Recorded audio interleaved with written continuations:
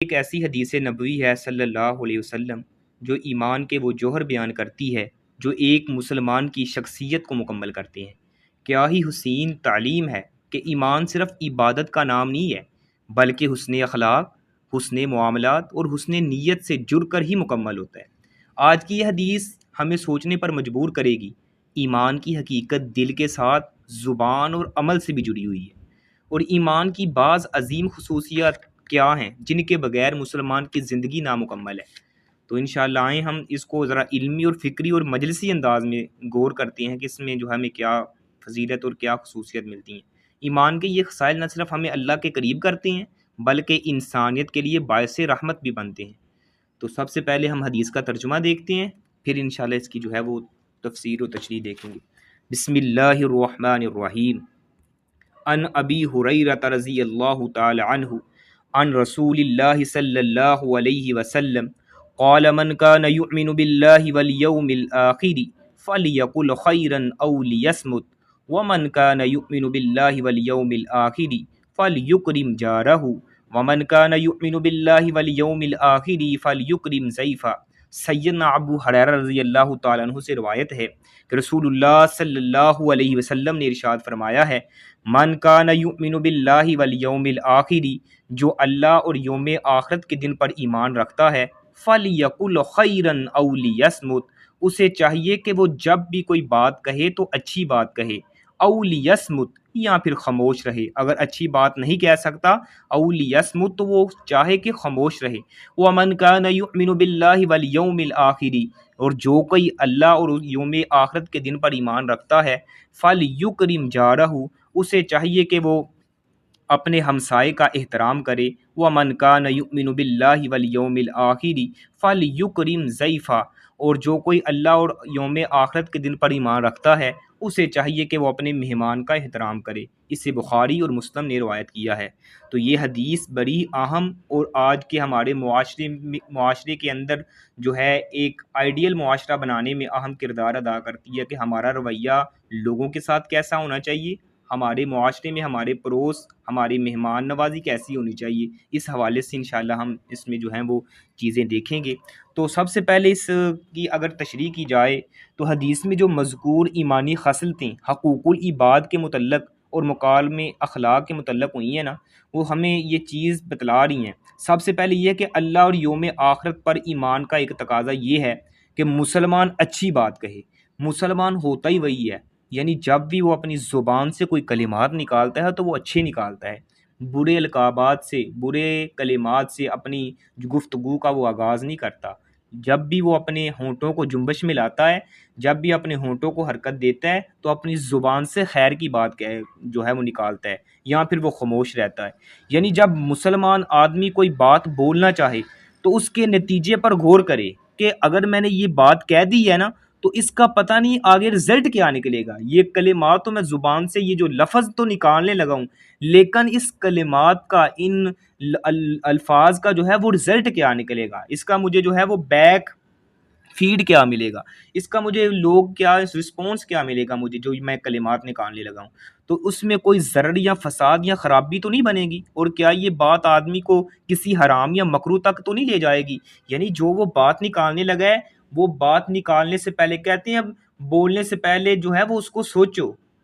کو سوچو کہ میں یہ کلمات نکالوں گا تو اس میں جو ہے کلمات نکالنے کی وجہ سے اس کا رزلٹ کیا آئے گا۔ یہ کلمات تو نکالوں گا، کوئی فساد یا خرابی کا باعث تو نہیں بنیں گے، یا کوئی ایسے کام کی طرف تو نہیں لے کے جائیں گے جو حرام اور مکروہ ہے، اس طرف تو نہیں لے کے جائیں گے۔ اسی کے ساتھ ساتھ اگر ایسا نہیں ہے تو زبان کھولے، پھر وہ اپنے الفاظ کو ہے وہ ادا کرے اپنی زبان سے، ورنہ اپنی زبان کو بند رکھے، اسی میں عافیت اور سلامتی ہے۔ حقیقت یہ ہے کہ انسان کی زبان کی حفاظت بہت ضروری ہے۔ اگر انسان اپنی زبان کی حفاظت نہیں نہ کرتا تو وہ اس کو جو ہے وہ بے لگام اپنی زبان کو چھوڑ دیتا ہے، تو وہ اس کو گناہوں کی طرف لے کے جاتی ہے۔ اور اس سے متعلق قرآن و حدیث میں بڑی تاکید بھی آئی ہے۔ ایک حدیث میں نبی علیہ الصلوۃ والسلام کا ارشاد ہے کہ بے شک بندہ لاپرواہی میں اللہ کی رضا کا ایک کلمہ بولتا ہے، جیسے وہ سسٹر نے بیان کیا ہے، تو وہ اللہ اس کے ذریعے اس کے درجات کو بلند فرما دیتا ہے۔ تو ایک شخص جو وہ ہے جو اللہ کی ناپسندی اللہ کی ناراضگی والا کوئی ایسا کلمہ بولتا ہے جس کی وجہ سے وہ جہنم میں چلا جاتا ہے، کیونکہ یہ زبان کی ابتدا جو ہے اگر انسان اس سے گناہ کے ساتھ کرے گا تو یہ انسان کو جہنم کی طرف لے کے جائے گی۔ اور زبان ایک ایسی انسان کے جسم کا حصہ ہے جس کے متعلق نبی علیہ الصلوۃ والسلام نے فرمایا کہ جب بندہ صبح کرتا ہے نا تو جسم کے تمام اعضاء جو ہیں وہ اس کے سامنے منتیں سماجتے کرتے ہیں کہ ہمارے معاملے میں اللہ سے ڈرتی رہنا، اپنے اندر سے ایسے کلمات نہ ادا کرنا جس کی وجہ سے جو ہے ہمیں ذلت کا اور رسوائی کا سامنا کرنا پڑے۔ اگر تو ٹھیک رہے گی نا تو ہم بھی ٹھیک رہیں گے، اگر تو ٹیڑھی ہو گئی تو تیری وجہ سے ہمیں بھی ٹیڑھا ہونا پڑے گا۔ یعنی زبان کی وجہ سے انسان کے باقی اعضاء اور باقی جتنے بھی جوڑ ہیں وہ اس کے آگے منتیں سماجتے کرتی ہیں کہ ہمارے معاملے میں اللہ سے ڈرتی رہنا، تو ٹھیک رہے گی تو ہم بھی ٹھیک رہیں گے، اگر تو ٹیڑھی ہو گئی تو تیری وجہ سے ہمیں بھی ٹیڑھا ہونا پڑے گا۔ کیونکہ زبان جب بندہ کسی سے ملاقات کرتا ہے تو اس کی الفاظ کی وجہ سے اس کی شخصیت پہچانی جاتی ہے، وہ بندہ کیسا ہے، اس کا رویہ کیسا ہے۔ تو زبان اگر اچھی ہو تو باقی معاملات بھی انسان کے اچھے ہوتے ہیں، اس لیے تمام اعضاء اس کے سامنے منتیں سماجتے کرتی ہیں کہ ہمارے معاملے میں اللہ سے ڈرتی رہنا۔ اور نبی علیہ الصلوۃ والسلام زبان کی اہمیت کے متعلق تو نبی علیہ الصلوۃ والسلام کی حدیث ہے، آپ علیہ الصلوۃ والسلام نے فرمایا وَمَن يَضْمَن لِّي مَا بَيْنَ لِحْيَيْهِ وَمَا بَيْنَ رِجْلَيْهِ أَضْمَن لَّهُ بَيْتًا فِي الْجَنَّةِ۔ کون ہے جو مجھے اپنی دو چیزوں کی ضمانت دے، ان کی حفاظت کی ضمانت دے، میں محمد صلی اللہ علیہ وسلم اس کو جنت کی ضمانت دیتا ہوں۔ صحابہ کرام رضوان اللہ مجمعین فرماتے ہیں یا رسول اللہ وہ کون سی ایسی دو چیزیں ہیں جن کی حفاظت کی ذمہ داری ہم دیں اور آپ ہمیں جنت کی ضمانت کی ذمہ داری دیتے ہیں؟ آپ علیہ الصلوۃ والسلام نے فرمایا ما بین لحییہ، جو انسان کے دو جبروں کے درمیان ہے، یعنی اپنی زبان کی حفاظت کی ذمہ داری، و ما بین رجلیہ، اور جو انسان کی دو ٹانگوں کے درمیان ہے، اپنی زبان اور اپنی شرمگاہ کی حفاظت کی ذمہ داری مجھے انسان دے، مسلمان دے، بندہ دے، میں اس کو جنت کی ضمانت دیتا ہوں۔ یعنی کس قدر اہمیت ہے زبان کے حوالے سے۔ اور اسی کے متعلق تو حضرت معاذ رضی اللہ تعالیٰ عنہ نبی علیہ الصلوۃ والسلام سے فرمانے لگے یا رسول اللہ صلی اللہ علیہ وسلم کیا زبان کے غلط استعمال کی وجہ سے بھی لوگ جہنم میں جائیں گے، یا ان کی وجہ سے بھی جو ہے زبان کے غلط استعمال کی وجہ سے بھی لوگوں کی پکڑ ہوگی؟ آپ علیہ الصلوۃ والسلام نے فرمایا معاذ تمہیں تمہاری ماں گم پائے، لوگوں کو جہنم کے اندر نتنوں کے بل، منہ کے بل جہنم میں گرایا جائے گا تو اس زبان کے غلط استعمال کی وجہ ہی سے تو گرایا جائے گا۔ یعنی وہ غلط زبان کا استعمال کرتی ہوں گے جس کی وجہ سے وہ جہنم میں جائیں گے۔ پتہ کیا چلا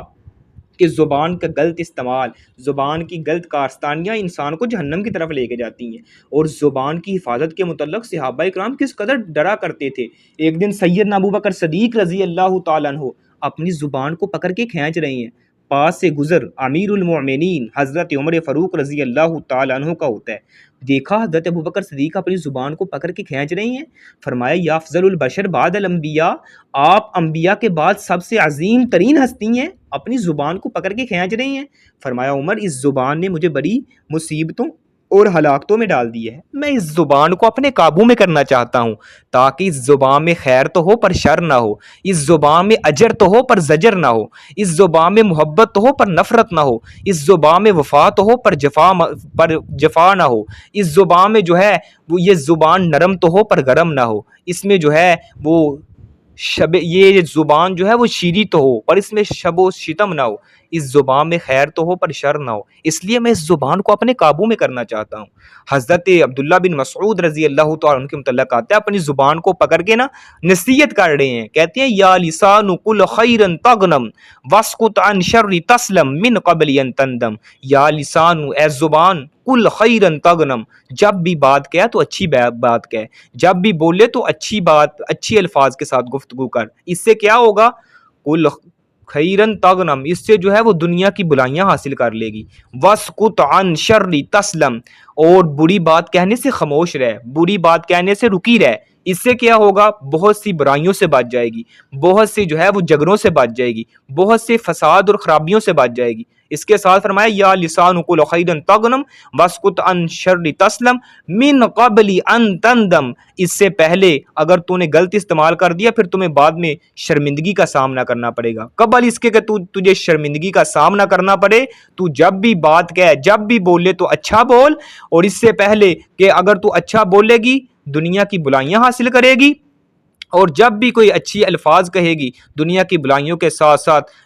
اگر تو نے اچھی بات کہی تو دنیا میں بھی سلامت رہے گی اور تجھے شرمندگی کا بھی سامنا نہیں کرنا پڑے گا. یعنی اپنی زبان کو پکڑ کے نصیحت کر رہے ہیں. یعنی زبان کی حفاظت کے متعلق نبی علیہ الصلوۃ والسلام نے صحابہ کرام رضوان اللہ مجمعین اپنی امت کو ڈرایا ہے کہ اس زبان کے معاملے میں اللہ سے ڈرتی رہو. اسی کے ساتھ ساتھ نبی علیہ الصلوۃ والسلام جناب محمد رسول اللہ صلی اللہ علیہ وآلہ وسلم کی اس حدیث کے دوسرا جو پہلو ہمیں نظر آ رہا ہے، جو اس میں سبق مل رہا ہے، وَمَنْ كَانَ يُؤْمِنُ بِاللَّهِ وَالْيَوْمِ الْآخِرِ فَلْيُكْرِمْ جَارَهُ، جو اللہ اور یوم آخرت کے دن پر ایمان رکھتا ہے اسے چاہیے اسے کہ وہ اپنے جو ہے وہ ہمسائے کا احترام کرے، اپنے جو ہے وہ پڑوسی کا احترام کرے. اللہ اور یوم آخرت پر ایمان کا ایک تقاضا یہ بھی ہے کہ پڑوسی کی عزت اور اکرام کیا جائے، پڑوسی سے خندہ پیشانی کے ساتھ ملنا، اس کی خیر و عافیت دریافت کرنا، اس کا حال احوال پوچھنا، بیمار ہونے پر اس کی عیادت کرنا، ضرورت کے وقت اس کے کام آنا، اس کے رازوں کی حفاظت کرنا، اس کی عزت اور آبرو کا دفاع کرنا، موقع بموقع تحفے تحائف دینا، ضرورت مند ہو تو صدقہ و خیرات سے اس کا خیال رکھنا. یہ سب پڑوسی کے حقوق ہیں جن کی جو ہے وہ نگہداشت ایک مسلمان کی ذمہ داری ہے، جن کا ادا کرنا ایک مسلمان کی ذمہ داری ہوتی ہے. تو مثالی مسلمان وہی ہوتا ہے جو اپنے قریبی جو ہے اپنے ہمسائے کا خیال رکھتا ہے، اپنے پڑوسی میں دیکھتا ہے کہ میرا جو پڑوس میں رہنے والا ہے، میرا کچھ جو ہمسایہ ہے، اس کو کوئی پریشانی تو نہیں ہے، اسے کوئی اذیت تو نہیں ہے، اسے جب بھی ملتا ہے تو خندہ پیشانی سے ملتا ہے، اس کو سلام کرتا ہے، اس کی عزت اور احترام کرتا ہے، اس کی جو ہے وہ خیر و عافیت دریافت کرتا ہے، اس کا حال احوال پوچھتا ہے، اس کے جو ہے معاملے میں جو ہے اس کے معاملات میں شرکت کرتا ہے کہ کہیں اس کو کوئی پریشانی ہو، کوئی تکلیف ہو، میں اس کا معاون بنوں، اس کا مددگار بنوں. ہاں اگر بیمار ہو جائے تو بیمار ہونے پر اس کی عیادت کے لیے جاتا ہے، اس کو دوائی دارو اس کا جو ہے وہ کرتا ہے، دوائی دارو لے کے دیتا ہے، اس کو جو ہے دباتا ہے، اس کو جو ہے وہ دبانے کے ساتھ ساتھ جو ہے وہ اس کی ضروریات کا خیال رکھتا ہے. یہ ایک مثالی مسلمان کی ذمہ داری ہوتی ہے. ہمارے استاد محترم تھے فضیلت الشیخ حافظ مشتاق صاحب حافظہ اللہ تعالی، انہوں نے ہمیں درس نظامی کے دور میں ایک واقعہ سنایا تھا. کہتے ہیں میرے بہت ہی قریبی تھے، جاننے والے، اور بڑے مالدار تھے، اللہ نے ان کو بڑے رزق سے نوازا تھا. تو ہاسپٹل میں جو ہیں وہ ان کا والد جو ہے وہ بیمار تھا، تو ہاسپٹل میں ایڈمٹ تھا، تو میں ان کی عیادت کے لیے چلا جاتا. تو عیادت کے لیے ایک دن میں گیا تو دیکھا کہ وہ خود جو ہیں اس کے سارے وہ بیٹے بھی ہیں، دیگر رشتہ دار بھی ہیں، وہ بیٹھ کے گپیں لگا رہے ہیں، کھانے کھا رہے ہیں، چیزیں کھا رہے ہیں، اور جو وہ بزرگ آدمی ہیں وہ لیٹے ہوئے ہیں اور جناب بیماری کی کشمکش میں ہیں، پریشان ہیں، ڈپریشن کا شکار ہیں. میں ان کے پاس جاتا ہوں، ان کا جو ہے ان کا حال حوال پوچھتا ہوں، اور ان کے جو ہے ہاتھوں کو اپنے ہاتھوں میں لے کر نا ان کو مس کرنا شروع کر دیتا ہوں، ان کو مس کر کے چھوتا ہوں، ایسے ان کو جیسے بندہ راحت سکون مالش کرتا ہوں ایسے دباتا ہوں، نال ان کا حال حوال پوچھتا ہوں. تو وہ اتنا راضی ہوئے، اتنا خوش ہوئے، اور ساتھ آنکھوں سے آنسو جاری ہو گئے. کہنے لگے بیٹا مشتاق، یہ میرے ذاتی میرے خونی جو ہیں بیٹے ہیں، خونی رشتہ دار ہیں، ان کے پاس بڑا پیسہ ہے، بڑی دولت ہے، ہر کوٹھیاں کاریں ہیں، ہر چیز ہے دنیا کی، لیکن یہ مجھے ادھر ہاسپٹل میں میرے اوپر چاہے وہ لاکھوں خرچ کر رہے ہیں، ان کے لاکھوں خرچ کرنا ایک طرف، اور تمہارا آ کر میرے پاس بیٹھ کے میرا حال و احوال پوچھنا اور میرے ہاتھوں کو اپنے ہاتھوں میں لے کر مس کرنا ایک طرف، اس کا مقابلہ نہیں کر سکتے. یعنی ساتھ آنکھوں میں آنسو آ گئے. کہتے ہیں میں نے پیسوں کو کیا کرنا ہے، میں نے جو ہے وہ کوٹھیوں کاروں اور بنگلوں کو کیا کرنا ہے، مجھے تو یہ ضرورت ہے کہ میرا کوئی حال پوچھے، میرے کوئی پاس بیٹھے، میری کوئی جو ہے وہ میرے ساتھ باتیں کرے، میرا حال حوال پوچھے، میرے جسم کو ٹچ کرے. یعنی انسان کے کچھ ہارمونز ہوتے ہیں، جب وہ دوسرے مسلمان یا دوسرے جو ہے جسم کے ساتھ اٹیچ ہوتا ہے تو اسے وہ راحت ملتی ہے، سکون ملتا ہے. تو آپ نے مجھے جو ہے دبایا ہے، مجھے راحت ملی ہے، سکون ملا ہے، روحانیت جاگی ہے. یعنی کیسے وہ اس سے استاد جی پر راضی، انہوں نے ہمیں یہ بات بتائی. تب سے ایک یہ نصیحت کے طور پہ ہم نے جو ہے وہ اپنے پاس رکھی ہوئی ہے کہ جب بھی ہم دیکھتے ہیں اس کو اپنی زندگی میں جو ہے فالو کریں، اس پر جو ہے وہ عمل کریں. تو آپ کو بتانے کا مقصد بھی یہی تھا تدیس نعمت کے طور پر. آپ بھی اپنی زندگی میں ایسے معاملات لے کے آئیں، دیکھیں کہ جو کوئی پریشان ہے، بیمار ہے، اس کی بیمار پرسی کریں، اس کی جو ہے وہ دوائی دارو کریں. اس سے جو ہے اللہ سبحانہ و تعالیٰ انسان کو جو عزت سے نوازتا ہے، اس کی شان اور عزت میں کمی نہیں آتی، بلکہ اللہ سبحانہ و تعالیٰ اس کی عزت میں جو ہے وہ بڑھوتری کرتے ہیں. جب تک بندہ کسی بیمار کی عیادت کے لیے جاتا ہے وہ ایسے ہی ہے جیسے جنت کے باغات میں چل پھر رہا ہے، اور اس کے لیے تو اللہ سبحانہ و تعالیٰ کے پاک باز فرشتے صبح کو گیا ہے، شام تک 70,000 فرشتے اس کے لیے بخشش اور مغفرت کی دعائیں کرتے ہیں. اگر کوئی شام کو جاتا ہے صبح تک اس کے لیے جو ہے وہ 70,000 فرشتے اللہ کے مغفرت اور بخشش کی دعائیں کرتے ہیں. آج ہمارے معاشرے میں کوئی محلے کے مسجد کا خطیب یا امام ہمارا نام لے کر دعا کر دے نا تو ہم اپنے لیے باعث فخر سمجھتے ہیں، اپنے لیے جو ہے وہ باعث فخر سمجھتے ہیں، میرے لیے فلاں عالم نے، فلاں مولوی صاحب نے مسجد میں جو ہے وہ میرا نام لے کے دعا کروائی ہے۔ یار اس کی قسمت کے کیا کہنے، جس کی جو ہے وہ نام لے کے اللہ کے پاک باز 70,000 فرشتے دعائیں کر رہے ہیں، تو ہمیں چاہیے تو ہم ان کی جو ہے وہ دعاؤں کا جو ہے وہ حصہ بنے، ہم ان کی دعاؤں کا حصہ بنے، جو اللہ کے پاک باز فرشتے ہیں ان کی دعاؤں کا حصہ بنے۔ اللہ سبحانہ و تعالیٰ ایسے لوگوں کو پسند کرتا ہے، اس لیے اپنے جو پاس میں جو ہمسائے ہیں ان کی ضروریت کا خیال رکھنا اور اس کے ساتھ ساتھ جو ہے ان کی ضرورت کے کام آنا، اس کے رازوں کی حفاظت کرنا۔ ہاں آپ اس کی معاملات میں اگر انٹرفیل کر رہے ہیں تو اس کے رازوں کی حفاظت کریں، آپ اس کے رازدار بنے ہیں تو اس کے رازوں کی حفاظت کرنا آپ کا حق ہے، پھر آپ پر امانت بن جاتی ہے کہ اس کے رازوں کی حفاظت کرنا۔ یہ نہیں ہے کہ اس کے جو راز ہیں، اس کی جو وہ کمی کوتاہیاں آپ لوگوں میں جا کے جو ہے وہ بتاتے پھریں، یہ ایسا نہیں ہے۔ یعنی آپ دیکھتے ہیں کہ اس کے جو اولاد ہے اس کے ساتھ ایسا سلوک کرتی ہے، آپ پھر لوگوں میں جا کے جو ہے وہ اس کا بتاتے ہیں یہ جی اس نے اپنی اولاد کے لیے یہ کیا ہے، تو اب اس کی اولاد جو ہے وہ اس کو کھانا نہیں کھلاتی، یہ نہیں کھلاتی، وہ اس کے اپنے ذمے ہے۔ آپ تو نہ لوگوں کو اس کے بارے میں اس کے اولاد کے بارے میں لوگوں کو متنفر کریں، آپ کا جو حق بنتا تو آپ وہ ادا کریں۔ مثالی مسلمان ہوتا ہی وہی ہے، وہ کسی کو اذیت نہیں پہنچاتا بلکہ اپنے جو خیر کے معاملات ہوتے ہیں ان کے ساتھ تعلق رکھتا ہے۔ وہ سمجھتا ہے کہ میری وجہ سے کسی کو نیکی ملے، میری وجہ سے کسی کو جو ہے وہ اذیت نہ ملے، میری وجہ سے کسی کو سکون راحت ملے، میری وجہ سے کسی کو تکلیف نہ ملے۔ اگر آپ اس کے لوگوں کو متنفر کریں گے تو پھر تو وہ آپ کی وجہ سے جو ہے وہ پریشان ہوگا نا، آپ کی وجہ سے اسے جو ہے وہ پریشانی کا سامنا کرنا پڑے گا۔ تو ایسا مثالی مسلمان نہیں ہوتا۔ اسی کے ساتھ ساتھ اس کی عزت اور آبرو کا دفاع کرنا، موقع بموقع تحفے تحائف دینا۔ یہ تحفہ تحائف دینے والی اسلام میں ایسی اللہ سبحانہ و تعالیٰ نے ایک نعمت رکھی ہے نا، جس سے انسان کے دلوں میں محبت پیدا ہوتی ہے، انسان کے دلوں میں جو ہے وہ الفت پیدا ہوتی ہے تحفہ تحائف دینے سے۔ اسی کے ساتھ ساتھ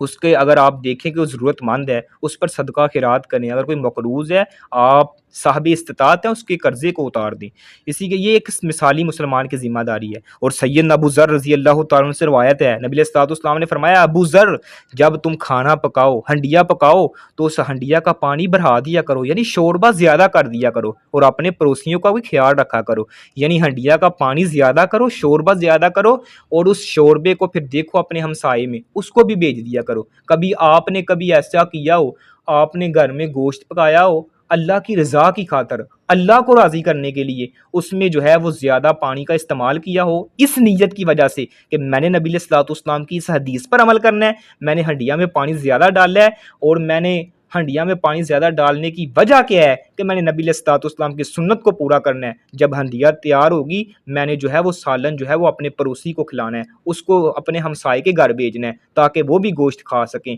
تاکہ وہ بھی جو ہے جو میں کھا رہا ہوں وہ بھی کھا سکیں۔ اگر اس نیت سے آپ نے کبھی یہ عمل کیا ہے تو اللہ آپ کو جزائے خیر عطا فرمائے، اگر نہیں کیا تو کر کے دیکھیں، آپ کو قلبی سکون ملے گا، آپ کو روحانی سکون ملے گا، آپ کو جو ہے وہ ایسی راحت محسوس ہوگی کہ آپ سوچیں گے کہ میں جب ہنڈیا پکاؤں تو نبی علیہ الصلوۃ والسلام کی اس حدیث کو سامنے رکھ کر پکاؤں۔ اللہ سبحانہ و تعالیٰ آپ کو جو ہے وہ ایک دلی سکون عطا فرمائے گا۔ اسی کے ساتھ ساتھ نبی علیہ الصلوۃ والسلام نے فرمایا جبرائیل مجھے میرے برابر پڑوسی کے متعلق بار بار نصیحت کرتے رہے ان کے حقوق کا خیال رکھنے کے حوالے سے، یہاں تک کہ میں نے گمان کر لیا کہیں اللہ سبحانہ و تعالیٰ پڑوسی کو جو ہے وراثت میں بھی شریک نہ کر دے۔ یعنی کس قدر پڑوسیوں کے حقوق کے متعلق نبی علیہ الصلوۃ والسلام نے فرمایا ہے۔ لیکن آج تو ہمارے معاشرے میں جو ہے وہ ایک پڑوسی دوسرے پڑوسی سے سب سے زیادہ پریشان ہوتا ہے، سب سے زیادہ جو ہے وہ تنگ ہوتا ہے۔ یعنی اللہ کسی کو نیک پڑوسی دے نا، اچھا پڑوسی دے، یہ بھی اللہ کی بہت بڑی نعمت ہے۔ اس لیے پڑوسی کو اذیت پہنچانا حرام ہے، اس کی عزت اور آبرو پر حملہ کرنا کبیرہ گناہ ہے۔ نبی علیہ الصلوۃ والسلام سے دریافت کیا گیا سب سے بڑا گناہ کیا ہے، سب سے بڑا گناہ کیا ہے؟ آپ علیہ الصلوۃ والسلام نے فرمایا کسی کو اللہ کا ہمسر بنانا حالانکہ اس نے تم کو تنہا پیدا کیا ہے۔ پوچھا گیا پھر اس کے بعد کون سا بڑا گناہ ہے؟ آپ علیہ الصلوۃ والسلام نے فرمایا اپنے بچے کو، اپنی اولاد کو اس ڈر سے قتل کرنا کہ وہ تمہارے کھانے میں شریک ہوں گے، تمہاری جو ہے وہ خوراک میں شریک ہوں گے۔ تمہیں ان کو کھلانا پڑے گا، اس وجہ سے اپنی اولاد کو جو ہے رزق کے ڈر سے جو قتل کرنا۔ پوچھا گیا پھر کون سا بڑا گناہ ہے؟ آپ علیہ الصلوۃ والسلام نے فرمایا اپنے پڑوسی کی بیوی سے گناہ کرنا، بدکاری کرنا، یہ سب سے بڑا گناہ ہے۔ نبی علیہ الصلوۃ والسلام نے ارشاد فرمایا واللہ لا یؤمن واللہ لا یؤمن واللہ لا یؤمن قیل ومن یا رسول اللہ صلی اللہ علیہ وسلم قال الذی لا یأمن جارہ بوائقہ، اللہ کی قسم وہ مومن نہیں ہے، اللہ کی قسم وہ مومن نہیں ہے، اللہ کی قسم وہ مومن نہیں ہے۔ نبی علیہ الصلوۃ والسلام نے 3 دفعہ قسمیں کھائیں۔ اس کے بعد آپ علیہ الصلوۃ والسلام نے فرمایا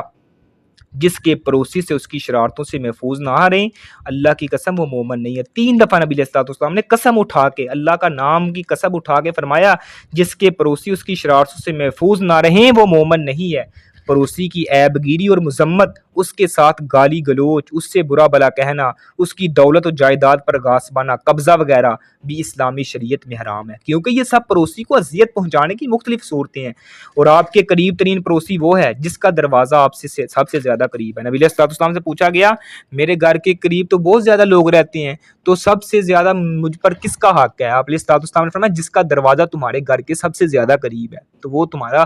پڑوس جو ہے وہ سب سے زیادہ حق رکھتا ہے۔ واضح ہے کہ پڑوسیوں کی بھی 3 قسمیں ہیں۔ پڑوسیوں کی 3 قسمیں کون سی ہیں؟ ایک ہوتا ہے کافر پڑوسی، یعنی آپ کے پڑوس میں کوئی ایسا ہے، کوئی کافر ہے، وہ رہ رہا ہے۔ دوسرا ہے مسلمان پڑوسی ہے، مسلمان ہے اور وہ آپ کا ہمسایہ ہے۔ تیسرے نمبر پہ ہے مسلمان بھی ہے اور رشتہ دار بھی ہے اور پھر پڑوسی بھی ہے، مسلمان بھی ہے، رشتہ دار بھی ہے اور پڑوسی بھی ہے، یعنی اس میں 3 خصلتیں پائی جا رہی ہیں۔ ایک پہلا ہے کہ صرف کافر ہے اور وہ آپ کا پڑوسی ہے، ایک وہ ہے مسلمان ہے اور پڑوسی ہے، ایک ہے مسلمان بھی ہے، رشتہ دار بھی ہے اور پڑوسی بھی ہے۔ اگر پڑوسی کافر ہے تو اسے صرف پڑوس کا حق ہے، اور اگر مسلمان ہے تو اس کا اسلام اور پڑوس کی وجہ سے دوہرا حق ہے، یعنی وہ مسلمان بھی ہے اور آپ کا پڑوسی بھی ہے، اس کا دوہرا حق ہو گیا اسلام کی وجہ سے۔ اور اگر وہ رشتہ دار بھی ہے، پڑوسی بھی ہے اور آپ کا جو ہے وہ ہمسایہ بھی ہے، پڑوسی بھی ہے اور مسلمان بھی ہے، تو وہ تہرے حقوق کا یعنی حقدار بن گئے، یعنی اس کو 3 گنا زیادہ حق مل رہا ہے، اس کا جو ہے فضیلت زیادہ ہے۔ تو مہمان نوازی واجب ہے۔ نبی علیہ الصلوۃ والسلام کی جو تیسری جو ہمیں حدیث کے اس پہلو میں ہمیں سبق مل رہا ہے، نبی علیہ الصلوۃ والسلام نے فرمایا وَمَنْ كَانَ يُؤْمِنُ بِاللَّهِ وَالْيَوْمِ الْآخِرِ فَلْيُكْرِمْ ضَيْفَهُ، اور جو کوئی اللہ اور یوم آخرت کے دن پر ایمان رکھتا ہے اسے چاہیے کہ اپنے مہمان کا احترام کرے۔ مہمان نوازی واجب ہے، واجب جو ہے وہ فرض کے درجے میں آتی ہے۔ نبی علیہ الصلوۃ والسلام نے فرمایا وَمَنْ كَانَ يُؤْمِنُ بِاللَّهِ وَالْيَوْمِ الْآخِرِ فَلْيُكْرِمْ ضَيْفَهُ جَائِزَتَهُ قال وما جائزته یا رسول اللہ صلی اللہ علیہ وسلم فقال یوم ولیلۃ وضیافۃ 3 ایام ومن کان وراء ذلك فهو صدقہ ولا یحل له ان یسوی، جو شخص اللہ اور آخرت کے دن پر ایمان رکھتا ہے وہ اپنے مہمان کی دستور کے موافق ضیافت کرے، دستور کے مطابق ضیافت کرے۔ پوچھا گیا اللہ کے رسول دستور کے مطابق ضیافت کیا ہے؟ آپ نے فرمایا 1 دن اور 1 رات۔ میزبانی جو ہے وہ 3 دن کی ہے۔ میزبان جو ہوتا ہے اس نے اپنی مہمان کی 3 دن میزبانی کرنی ہے، اور اس کے بعد جو وہ مہمان پر جو کچھ بھی خرچ کرے گا، جو اس کی جو ہے وہ خدمت کرے گا، وہ صدقے کے زمرے میں آئے گا۔ اور کسی مہمان کے لیے بھی جائز نہیں ہے کہ وہ اپنے میزبان کے پاس اس حد تک ٹھہرے، اتنی دیر تک ٹھہرے کہ اس کو گناہ گار کر کے جو ہے وہ چھوڑے۔ اس کے لیے ایک مہمان کو بھی یہ حق نہیں ہے کہ وہ زیادہ جو ہے اپنے میزبان کو تکلف میں ڈالے۔ تو دونوں کے حقوق جو ہیں وہ واضح ہو گئے، یعنی مہمان کی آپ نے مہمان نوازی کرنی ہے۔ 1 دن تو وہ اگر رہتا ہے تو اس کا وہ 1 دن اس کا حق ہے، اس کے بعد وہ 3 دن تک آپ کے مہمان نوازی کا وہ حقدار ہے۔ اگر 3 دن کے بعد وہ آپ کا مہمان آپ کے پاس رہتا ہے، 3 دن سے اگر آپ اس کی زیادہ خدمت کرتے ہو تو پھر جو ہے وہ اس پر جو آپ خرچ کرو گے آپ کو وہ صدقہ ہوگا، اللہ سبحانہ وتعالیٰ اس کے بدلے میں آپ کو جو ثواب عطا فرمائے گا۔ تو ساتھ فرمایا کسی مہمان کے لیے بھی جائز نہیں ہے کہ وہ اتنی دیر اپنے میزبان کے پاس رکے جس سے جو ہے وہ اسے گناہ کار کر دے، یعنی اس کے پاس ٹھہرے گا، اس کے پاس جو ہے وہ میزبان کے پاس اتنے وسائل نہیں ہے کہ اس کی وہ مہمان نوازی کر سکے۔ اس وجہ سے تمام معاملات کا خیال رکھنا چاہیے۔ یہ آج کی حدیث ہمارے معاشرے میں ہمارے حقوق العباد کے حوالے سے انتہائی اہم تھی، جس نے ہمیں بہت زیادہ چیزیں اور بہت زیادہ سیکھنے کا جو ہے بہت زیادہ چیزیں ملی ہیں۔ تو یہ حدیث ہمیں سکھاتی ہے کہ ایمان کا حسن زبان سے نکلنے والے الفاظ میں بھی جھلکتا ہے اور ایک مومن کی زبان یا تو خیر کہتی ہے یا پھر سکوت اختیار کرتی ہے یا پھر خاموش رہتی ہے کہ یہی سکون کا ضامن ہے۔ اسی طرح وہ اپنے پڑوسی کا بھی احترام اور خیر خواہی اپنی ذمہ داری سمجھے اور اپنے مہمان کی عزت کو ایمان کا حصہ جانے، کیونکہ جو شخص ان تینوں خصلتوں کو اپنی زندگی میں زندہ کر لیتا ہے نا، ان تینوں خوبیوں کو اپنی زندگی میں زندہ کرتا ہے، حقیقت جانیے وہی دراصل کامل ایمان کا راستہ پا لیتا ہے اور وہی حقیقتاً مثالی مسلمان ہے۔ تو آئیں ہم غور و فکر کریں، سمجھیں اور اپنی زبان کو خیر کے سوا کچھ کہنے سے روکیں اور اپنے اطراف کے لوگوں کو اپنے اخلاق کی خوشبو سے معطر کریں، کیونکہ یہی مثالی مسلمان کی اصل شان ہے، یہی مثالی مسلمان کی اصل ذمہ داری ہے۔ مثالی مسلمان ہوتا ہی وہی ہے جو اپنے الفاظ سے لوگوں کو جو ہے وہ روشن کرتا ہے، اپنی اخلاق کی خوشبو سے لوگوں کو معطر کرتا ہے۔ اس لیے اللہ سبحانہ و تعالیٰ سے دعا ہے اللہ ہم سب کو ان تمام خصوصیت کو اپنا کر اپنے معاشرے میں آئیڈیل بنانے کی، اپنے معاشرے کو آئیڈیل بنانے کی اور اپنے گھر کو آئیڈیل بنانے کی توفیق عطا فرمائے۔ وآخر دعوانا ان الحمد للہ رب العالمین۔ جو کچھ سنا ہے، جو سنایا ہے، اللہ سبحانہ و تعالیٰ عمل کرنے کی توفیق عطا فرمائے۔ ساتھ ساتھ تیاری بھی کرتے رہیں، انشاءاللہ منڈے کو ہمارا ٹیسٹ ہے، تو جتنی حدیثیں پڑھیں گے، پہلے ہم نے 6 حدیثوں کا لیا تھا، اس کے بعد جو جتنی بھی ہماری ہو جائیں گی 15 تک ہو گئی ہیں، پھر انشاءاللہ اس میں سے ٹیسٹ لیں گے۔ جزاک اللہ خیر، بارک اللہ۔